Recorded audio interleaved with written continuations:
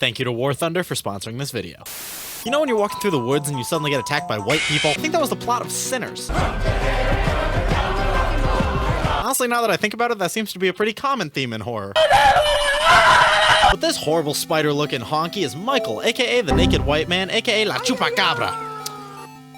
This game takes place in Connecticut. He's the son of a mother and the kidnapping victim of a father, a holy father. Welcome to Faith, the Unholy Trinity, the Catholic game that fucking hates demons. And before anyone comments about it, yes, this little costume is incredibly badly put together. Faith is a game inspired by the satanic panic of the 80s and 90s and the Atari of the 70s and the being Catholic of the not right now, that's for damn sure. But the game is probably most well known for its art style and cutscenes, which are frankly freaking horrifying, and it's your job to do combat on them. Today you're more a man of the pump cover than a man of the cloth, so slam some Jesus, shotgun some holy water, and think about all the sex you're not allowed to have. Because we are going to aggressively walk into the woods at a leisurely pace like a man possessed to wave our wood at some possessed men. I'm only going to talk about a basic playthrough for the game, so in this video I'm only going to cover one ending for each of the chapters, which each have multiple endings, and I'm doing that for a couple of reasons. One, because this game has been my break glass in case of emergency game for quite a while, and I need to buy myself some more time on Silksong. Two, because this is meant to be more about indulging in the experience and the aesthetics than anything else, not about me ripping my hair out to 100% the game. I don't do that in general. That's not how I enjoy playing games. And three, because if you think you'd enjoy the game, there's a lot more game to enjoy. So without further ado, remember that Gary loves you, and let's talk about Faith. But before I get into that, I need to give a quick shout out to today's sponsor, War Thunder. War Thunder is the most comprehensive vehicle combat game ever made and is now available for free on PC, consoles, and mobile. Over the years, I've watched more War Thunder content than I usually talk about, and I've watched it for one very specific and very niche reason. War Thunder is incredibly detailed and has over 2,500 tanks, ships, planes, etc., spanning from the 1920s to now. And this game is why I know these specific names of tanks to use in jokes to my friends. I love oddly detailed punchlines to things, and hyper-specific historical accuracy is one of those things that just tickles me the right way. And this game has legitimately helped me do that better. Again, a very specific use case, but I love how thoroughly detailed the game is. So if you're into military history and blowing the brakes off of leopards, then you got 95 million other people with the same interest waiting for you. You don't need fancy hardware or steering wheels or anything like that, just a mouse and keyboard or a controller or thumbs. This game is heavily optimized to run smoothly on like the old towers that you had in your middle school library, plus a mobile version that you can take on the go with the massive multiplayer that you're used to. And for new console and PC players or players who haven't played in over 6 months, for a limited time only, if you use one of my links in either the pinned comment or the link in the description, you can receive some special bonuses. 7 days of premium account, 100,000 silver lines, and an exclusive Eagle of Valor vehicle decorator. Thank you so much to War Thunder. Now back to the video. You play as John Ward. Why are you blue? Ugh. The game opens by showing him driving on an empty road, stating that today is September 21st, 1987. Insert obligatory Earth, Wind, and Fire song, insert obligatory Markiplier clip, throw in like 6 mind booms for good measure, I am not above low-hanging fruit. He states that it's been 1 year since he's been inside that house, and that what he's about to do has not been approved by the Vatican. Which is pretty serious, since they approved of certain other things until like 2002. As I said, the game obviously draws heavily on the art style of the Atari 2600 era of games. And one of the ways that it leans into that is by having all of the dialogue voiced by the unbelievably uncanny Sam voice. September 21st, 1987. Sam standing for Software Automatic Mouth. Every character uses different tunings of this voice, which adds an authentic 80s feeling and also an uncanny valley feeling to all of the characters. The game is also very inspired by old horror movies, and my favorite way that it pays homage to that is by stylizing its Steam cover like an old movie poster. It's just a little detail that I find both very endearing and very well designed visually. Upon stepping out of the car, you will realize that you have only one action, and that is to hold up a cross. From this, you can gather that your mission is to go into said house and use the power of Christ compels you like a fucking Skyrim spell. But you can also use this action on various other items, such as rocks, gravestones, trees, pictures, Michael. Yeah, so as you wander the woods, you'll randomly get attacked by the Naked White Man, who you can ward off pretty easily by just holding up your cross. If you do this 10 times, he'll drop a note from the Vatican to one Father Garcia instructing him to release Michael Davies from his care. This will become more important later, but Michael also has an animation right before killing you that is very silly if you play the right music. By exercising various objects around the woods, you'll begin to pick up notes that inform you as to the status of this house. The house belongs to the Martin family, starring Cindy and Bob as mom and dad, 2 twin sons, Nate and Jason, and their oldest daughter, Amy, who spends a bunch of time volunteering at a clinic.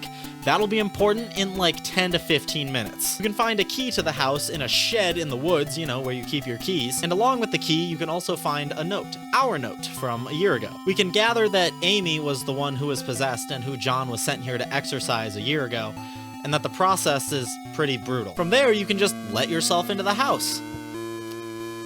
The fact that you can just let yourself in does not spell great things for the fate of this family. Now you get to wander around the house, exercise various objects, and get greater context for what happened here. Personally, I like this picture that Nate drew of a red-robed individual and the Shadow Man. Everything seems to paint a picture that the attempted exorcism did not go to plan. Eventually, you come face to face with Amy again, and she seems awesome. Upon defeating her, she does the logical thing and leaps out the window. No, she does not fly out the window on some superpowered juju. According to a note from later, she straight up jumps and takes all the fall damage. But this doesn't kill her. 7 millimeters of lead does. Yeah, the chapter ends when you blow her shit off smooth, get back in your car, and are arrested for murder. I really like chapter 1. It's a nice and largely self-contained horror experience. There's hints at a world beyond and other workings, but it doesn't overplay its hand to the point of seeming corny. It relies on cliches just enough to go, aw, that's cute, not, oh, come on. But it definitely does feel like more of a proof of concept than anything. It's only about 45 minutes long. It doesn't have a lot of the super effective game design that we see in the later chapters. And that leads us to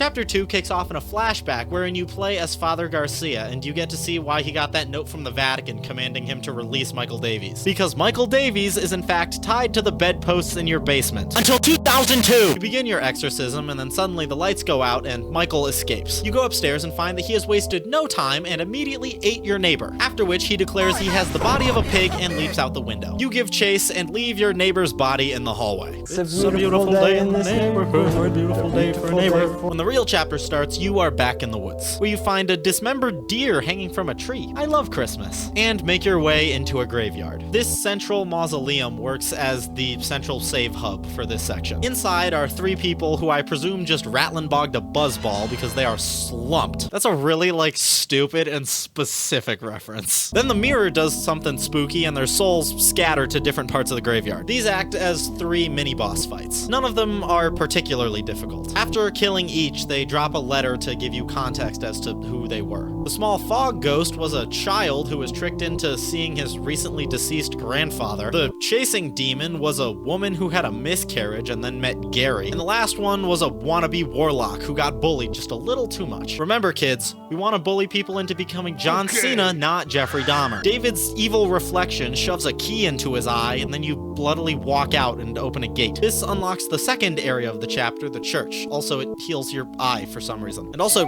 Treebeard makes a jump scare appearance. This is never referenced again and never happens again. Upon entering the church, you are greeted with a note from some old ghost hunters who describe something known as the Spindly Lady game. Yeah, these ghost hunters did not last long. If you pay attention to the candles in every room, you'll realize that they represent the layout of the church, and there are 2 lit candles. One for you, and one for the Spindly Lady. She moves when you move, so you need to move around the church until only 1 candle is lit. You might also notice that, according to the candles, there's a room right behind this confessional. So you make a confession to a demon and fight the Spindly Lady. This opens a secret hallway into the basement. There's a puzzle here that I will be honest, I just brute forced, and you are led out back into the woods. Following the trail, you are met with a note that seems to be a newspaper. 3 murdered in latest wave of ritualistic killings, Sterling, Connecticut. The bodies of 3 young people were discovered in the woods outside of Sterling last night, in what authorities are calling a ritualistic murder. Sandra Atwood, Angel Nogales and Troy Ingalls are the names of the unfortunate victims who were apparently stabbed multiple times and beheaded before being killed in a paganistic ritual, Pandemonium Regnat. 2 of the victims' bodies were also partially burned, although authorities could not specify who. The bodies were found several miles from Gallup Cemetery, where residents reported a tomb had been desecrated. They also found trails of blood leading off into the woods. Investigators would not comment on whether or not these 2 incidents could be related. The arrangement of the bodies in a ritualistic pattern, as well as the writing of certain symbols in blood, matches the style of several murders that have occurred in the Sterling area since 1986. The killings may be connected to last week's brutal slaying of Amy Martin, a 17-year-old girl, by John Ward. Ward had impersonated a priest to gain Amy's trust before luring her into the woods and killing her. Investigators are asking residents to report any suspicious activity to the police. Authorities are urging the people of Sterling not to mourn the loss of Atwood, Nogales, and Ingalls, because after all, they were degenerate devil-worshipping thugs who were hooked on crack cocaine and hated their parents. Why even conduct an investigation at all? That's what you would like them to think, wouldn't you, John? They were just 3 pathetic outcasts who got what they deserved. You actually did the community a favor when you found them getting high in that tomb. You stalked them through the graves and killed them one by one. You ignored their cries for help, their pleas for mercy. You put holes in their ruined, drug-addicted bodies, and then you chopped off their heads because everyone knows that removing the head is the only way to kill a snake. Well, guess what? You didn't kill the snake. John, you cannot kill what cannot be killed. Thou shalt not raise up what thou canst not put down again. Thou couldst not kill Amy. Thou shalt not destroy my works, for they are the works of the eternal dragon. Even now, she is at my door. Her hand is on my throat, yet you see her not. I will have my soul, for I am the god of this world. The letter then devolves into the same Latin phrase over and over again. Pandemonium regnat satani vitae, which Google Translate says means pandemonium reigns in Satan's life, which, yeah, buddy, me too. But I think more accurately translates to pandemonium reigns, Satan lives. Then there's an upside down cross made out of 6s, which, yeah, that's a little over the top. When you lower the letter, you are surrounded by red-robed cult members. Amy watches from behind a tree as your body withers on the spot, unable to handle the sheer amount of evil around you. Then suddenly, everything is black and gray, and you are a horrible spider. You crawl under an underpass and are mysteriously human again, similar to how your eye healed after passing through the gate earlier. And with this, you enter the candy tunnel. Apparently, numerous murders have happened here that have been attributed to the candy store killer, but in reality were this guy.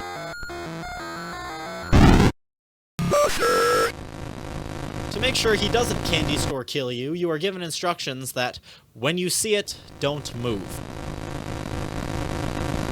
After which, it walks away. Don't even bother trying to leave the way you came in. You cannot get to the entrance again. So you are forced to go through the sewers and deeper into the tunnel. Eventually, as you go deeper, the lights go out and you are left to find your way around with only a flashlight. And of course, you have to fight a demon this way. This was definitely my least favorite part, but not in a bad way. Darkness levels scare the shit out of me. I hate the lack of information, so this was definitely the scariest part of this level by far. After making your way through this weird temple, you get to meet up with the mythical kidnapper himself, Father Garcia. There's also an evil nun that you have to exorcise, and her fight is actually pretty hard. The first phase, she just kind of stands there, and you need to protect Father Garcia as little red men attempt to take his life. In phase 2, she uses the strategies of several of the previous demons you fought throughout the game, but also sometimes just beelines to kill Father Garcia, but I was determined to keep him alive. When you kill her, she begins to turn into a greater demon, but then John wakes up. Uh-oh, it was all a dream. Kind of. It was really more of like an astral projection than anything, but it does explain some of the weird stuff like the key in the eye and the horrible spider. There's a note from your wife or girlfriend or something saying that she left you, which is strange because you are supposed to be a priest. And then another note from Father Garcia saying that the cult is looking for Amy's twin brothers Nate and Jason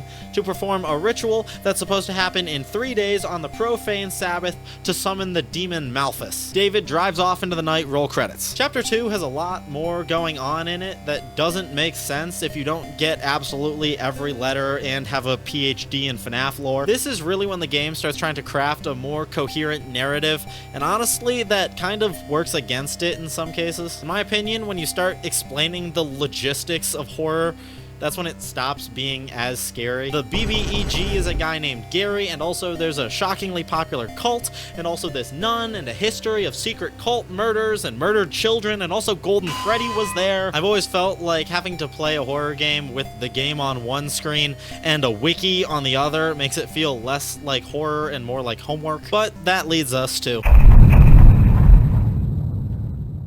undeniably the longest and most lore-y chapter. For the other chapters, I just kind of got whatever ending I got. For this one, I made the specific effort to get the good ending, which is a little bit effortful and not at all intuitive. The chapter starts with a flashback to the night when Father Allred and John originally tried to exorcise Amy. This was also John's first exorcism.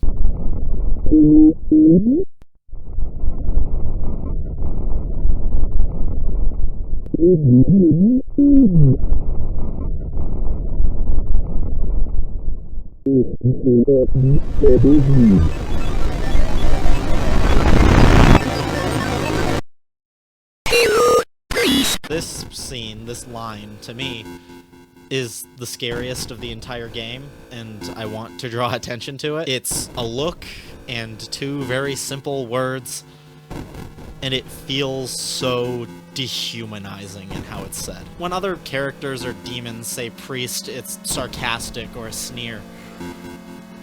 This one feels wholeheartedly threatening. Again, this game sort of gets more and more elaborate and concrete in its depictions of demons. There's this logic that gets added to it of the lore and the timeline that sort of muddies the horror aspect a little bit for me. But this specific interaction is so stripped back that it just stuck with me. The father asks for Amy. No response. He asks again.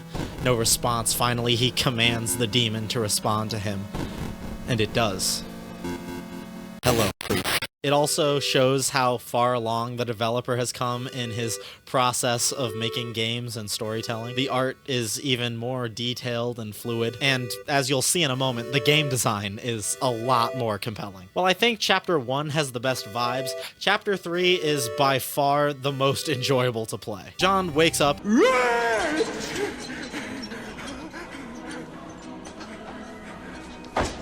and we're basically dropped where we left off right at the end of Chapter 2. 3 days, Profane Sabbath, look for the boys. But first, we're sent to go investigate Amy's old place of work, the clinic. I told you that place would be important in like 10 to 15 minutes. For me, it was like an hour. There's a cop stationed outside, so we have to go around back. Inside, you find a letter from Gary giving the front desk strange orders and signing off with the phrase, "Gary loves you." Going further back, you see multiple ultrasound photos of babies developing incorrectly. Along with those is a boarded up door. So you go to the back and find a convenient loose crowbar to open up the door. Someone drop a crowbar here. You are then strapped to a stretcher and have to do a 2-room stealth section before the cop comes down and unties you. Then you go back upstairs and totally police brutality that demon. Now at this point, you could get back in your car and head home, but that would get you the bad ending. So instead, what you have to do is go back downstairs, tie yourself back to the gurney, and wait in the corner for the door to open. Then one of the bodies on the table gets up and does a freaky demon dance, at which point you are then blessed with the sound of David Ward flying down the stairs with immense speed. This unlocks the level secret boss fight with someone who I just called the Mother. She tells you that Gary already has the twins. Here you finally get to ask the question, "Who's Gary?" To which she responds, which to me starts to leave the world of horror and starts to return to the world of cliche and camp. Anyways, you fight the woman and her army of babies. Once you defeat her, you'll see a cutscene of a room and some sort of seal breaking. Now you're free to leave the clinic. When you leave, you're greeted with another cutscene of the night they exorcised Amy Martin. Her parents come down and interrupt, and Father Allred instructs you to take them upstairs. Once you do so and return to the basement, Amy has escaped and killed Father Allred, at which point you pick up his cross like Luke getting a lightsaber. Your father wanted you to have this when you were old enough. Cerveza cristal. Cerveza cristal. John wakes up up and finds another letter from Father Garcia and several letters from a woman named Lisa telling him to go investigate an apartment complex. Lisa lives in said apartment complex. This was my favorite part of maybe the entire game. There's 10 floors to the building, 2 rooms per floor. It's puzzle leading to puzzle, floor to floor. To get to Lisa's room on floor 5, you have to get the key, which is on floor 3, where some spooky stuff is happening. Back in Lisa's room, there's a seal and a note telling you to go to floor 10, etc. However, the scariest part of this level involves forcing you to give up your cross and giving you a flash film camera, and then turning out the lights. It also brings back the peekaboo demon from the candy tunnel, this time giving you different instructions. When you see it, run. This section freaked me the fuck out. It was a really good use of the game's minimal mechanics to instill tension. After finding 2 items in the hotel, you're able to break the seal, fight a demon, and save Lisa. But to get the good ending, you have to get the secret code and input it into the elevator, which will take you to the top floor where you'll fight Tiffany, who identifies herself as the daughter of the unspeakable. And once you've defeated her, you're allowed to pack it up and go home. Another flashback, you basically just go to the attic of the Martin house. John wakes up again. This time you have to go to a preschool. 2002! Upon arriving, you see that police have fully surrounded the preschool entrance, so you have to go around back again. And if you walk back out the front door, you are rewarded with the funniest fucking cutscene in the entire game. He's got a gun. Open fire.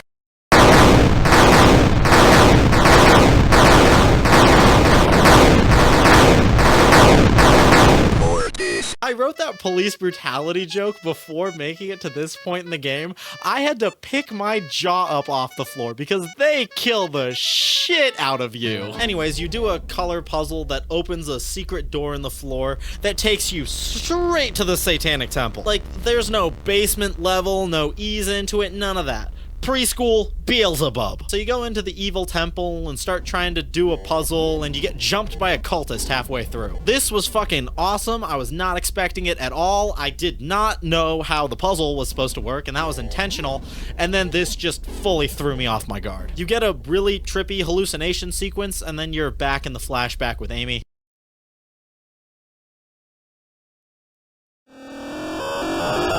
Once you wake up, you get to do the real puzzle segment of this section, where you have to get 3 parts of this statue. This is also where you will summon the last part of the Unholy Trinity, the Unholy Ghost. Father, Son, Holy Spirit, Mother, Daughter, Unholy Ghost. You get it. You're a smart cookie. Anyways, you kill that thing, you kill some demons over here. On the far right, you get to do Squid Game. This lets you open the statue and descend into the dark forest, where you get to break more seals. It's not that engaging to watch. I'm gonna skip over most of it. Finally, you can open the door and meet Gary. And also, in the last flashback that you get proof that David met God and asked him to get him out of the Martin house no matter what, and that's how he escaped that night. Then you get a cute little Q&A section with Gary, which leads into a boss fight with a giant clown skeleton and more horrible spiders. And upon beating this fight, you are rewarded with the second funniest cutscene in the entire game.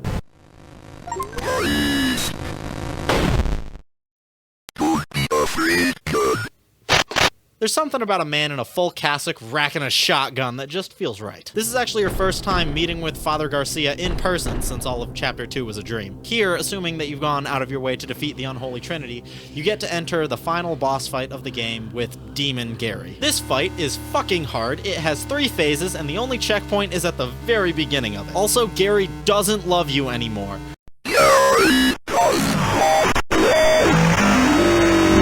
You'd better get used to those words, because you are going to hear them a lot every time you die and restart. The first phase, you just have to deal with Gary, who occasionally lunges at you or bounces around the arena. It's more annoying than anything, but if you're unlucky, he might dash right into you, and you really don't have the movement speed to do anything about that. The second phase is pretty much the same, except it adds Malphus to the side of the screen, who shoots little arrows that you have to avoid, and getting hit by anything in this room will kill you instantly, except for the open braziers, which will kill you in a few seconds. The fight is much more difficult than I'm making it sound, mostly because you have the movement speed of an unmotivated snail. In the last phase, the 2 demons possess the entity at the center of the room, and it becomes an Undertale fight, which might be enjoyable, again, if it weren't for the fact that you have the movement speed of a 3-toed sloth. But at least you do get multiple hits in this segment of the fight. God, these fucking pants. Once you do enough damage, the demons will leave the body, and you need to light yourself on fire and sprint into it. After doing this, Amy will descend, degrade Gary, which he's probably into, and allow you to exorcise her, putting an end to things. And upon leaving, you are presented with a choice. You can go home with Lisa, who, I'll be honest, I don't 100% understand her relationship to David, who again, I would like to point out, was married to another woman while being a Catholic priest, which is a bad thing. There's a whole British show about it. Andrew Scott, my beloved, you are and will forever be my Hamlet. Anyways, or you can pick the kick-ass option and join Father Garcia hunting down demons on the road supernatural style. And that is one ending of Faith, the Unholy Trinity. And this is actually a game that I didn't fully expect to enjoy as much as I did, but as I said before, Chapter 3 had me kind of hooked in terms of gameplay and horror. I really enjoyed it despite the fact that the game intentionally controls like absolute dog shit. Again, thank you to War Thunder for sponsoring this video. It's free, it's fun, it's informative, and it's available on PC, PlayStation, Xbox, and mobile. And again, if you're new to the game or coming back after at least 6 months, and if you're playing on either PC or console, if you use either my link at the top of the description or the pinned comment, you can receive a bunch of in-game perks. Now, subscribe and go watch this video where I talk about Dredge, the cozy game that's actually horrifying.